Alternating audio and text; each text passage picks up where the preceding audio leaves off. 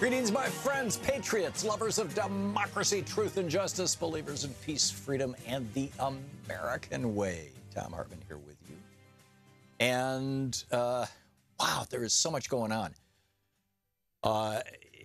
The Senate Republicans are conspiring right now, and I think that that's a legitimate use of that word because they're doing it in secret, in the dark, not letting anybody know what they're doing, to put together legislation that will do away with the 3.9% tax on capital gains that is largely only paid by billionaires.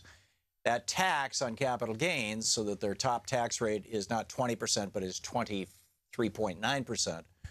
That 3.9% tax, billionaires are very upset about. I mean, we're talking $600 billion over a decade. That's the money that's used by the federal government to pay for your Obamacare subsidy if you're on a health care program, and for your Medicaid, for the federal support for states for expanding Medicaid. And the billionaires are really upset that they're having to pay for everybody's health care.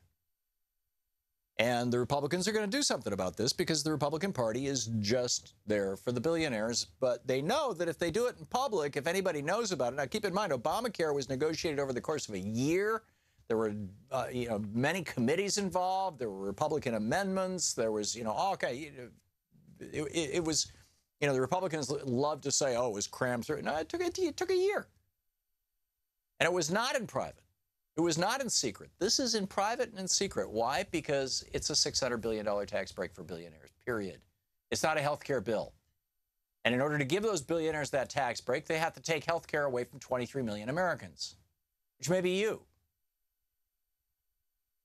Now, the Democrats in the Senate can slow this thing down by a week or two by refusing to offer consent. In other words, they're refusing to allow it to proceed to a vote. And then the Republicans are going to have to, that gums up the works for a week or two, and then the Republicans have to basically override their refusal to provide consent and do it themselves, and then the Republicans can vote on the bill and send it off to the House. That will either match it or fix it, or, where this thing is going to go, who knows. But the bottom line is Donald Trump wants this desperately. His billionaire friends, Betsy DeVos and his cabinet, billionaire, Wilbur Ross and his cabinet, a billionaire. I mean, his billionaire friends are really upset. I mean, wouldn't you be if you were a billionaire and every working person in the country could pay as much as 39% in income taxes? You only have to pay 20% because you're a billionaire, right?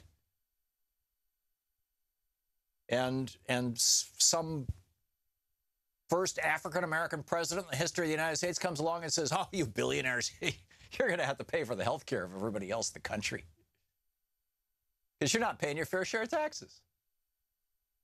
Well, the billionaires are like, well, that's just wrong. And in fact, the Republicans have gone so far with this that they're reporting in The Hill, and Casey Hunt over at NBC was the first to report this, that Mitch McConnell has organized it so that the Senate Rules Committee just changed the rules, and reporters can no longer stop senators in the hall and interview them. There is to be no discussion of this, right? This is an absolute fascistic crackdown. This is the only way Mitch McConnell can get things done. I mean, this is mind-boggling. Meanwhile, this is a story. This is Nina Burleigh, B-U-R-L-E-I-G-H, maybe it's Burleigh, writing for Newsweek. The headline is Trump-era political violence deterring Democratic candidates. Seriously.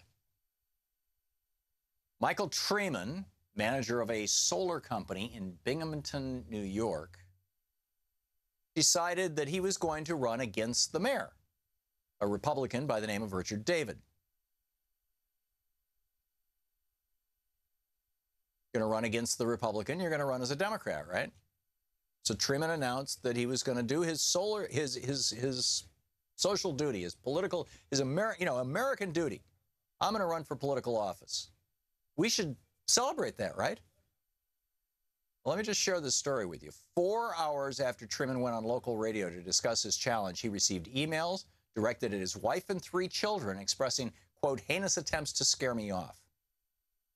That same day, as Truman, this from the Newsweek article, as Truman returned home after picking up his 2-year-old and 11-month-old children from a sitter, an unidentified man in a truck yelled, "Liberal scumbag!" and threw a full soda container that hit Truman in the back while he was protecting his infant. So that's in New York. Then let's go to Iowa. Steve King, one of the wackiest right-wing Republicans out there, the guy who said that, Mexican immigrants have cantaloupe thighs from smuggling bales of marijuana across the border, blah-de-blah-de-blah. I mean, a very offensive guy. Very high-profile Tea Party guy. Kim Weaver, last week, Kim Weaver, a Democratic candidate for Congress in Iowa, dropped her challenge to high-profile Republican Representative Steve King. She said, quote, beginning during my 2016 campaign, I've received very alarming acts of intimidation, including death threats. While some may say enduring threats is just part of running for office, my personal safety has increasingly become a concern. Well, it was for Michael Truman, too. He, back to the article, Truman, 33, did more than just drop out of politics. He sold his house and moved out of his hometown.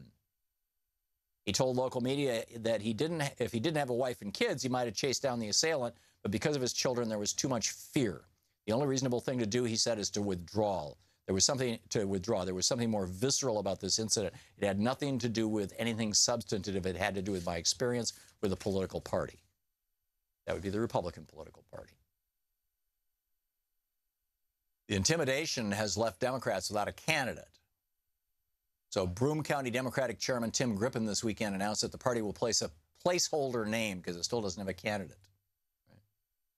Last month, Fox News filmed Montana Congressman Greg Gianforte assaulting a reporter in an unprovoked attack. The next day, as journalists covered the election, a Montana voter threatened a crew from CNN, saying, "You're lucky someone doesn't pop one of you." Gianforte, of course, pled guilty to assault.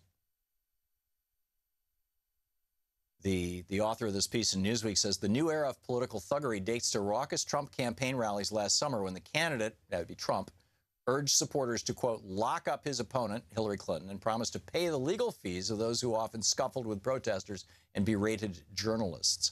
Alex Jones threatened on the air to beat Democratic Representative Adam Schiff and told the California congressman to fill your hand, a reference to taking up a pistol.